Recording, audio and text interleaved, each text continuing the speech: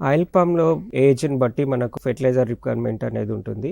So, సాధారణంగా మనకు NPK requirements చూసుకున్నట్లయితే మొదటి సంవత్సరము నత్రజని 400 గ్రాములు, భాస్వరము 200 గ్రాములు, పొటాష్ 400 గ్రాములు.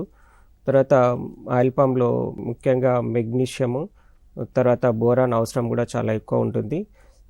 ఆ మెగ్నీషియం అయితే ఒక చెట్టుకి 125 గ్రాములు, బోరాన్ అయితే 25 గ్రాముల లెక్కన ఈ ఎరువులను మనము యూరియా లేదా అమ్మోనియం సల్ఫేట్ మరియు భాస్వరం ఎరువులను సింగిల్ సూపర్ ఫాస్ఫేట్ లేదా డిఏపి, పొటాష్‌నైతే మనము మ్యూరేట్ ఆఫ్ పొటాష్ రూపంలో మనం రైతులు తోటలకు వేయవలసిన అవసరం ఉంటుంది.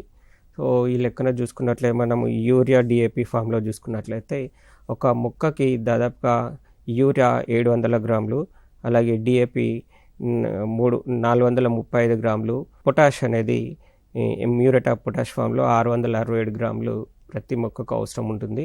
సో, ఈ యొక్క సంవత్సరానికి ఈ యొక్క డోస్‌ని మనము 3 లేదా 4 దఫాలుగా అంటే డివైడ్ చేసుకొని ప్రతి 3 నెలలకు ఒకసారి మొక్కకు అందిస్తున్నట్లయితే మొక్కలు మొత్తం ఇయర్ మొత్తము ఈ ఫెర్టిలైజర్స్ సమతుల్యంగా అందించడం వల్ల ఆశించిన పెరుగుదల అనేది మనకు రైతులు చేసుకోవచ్చు.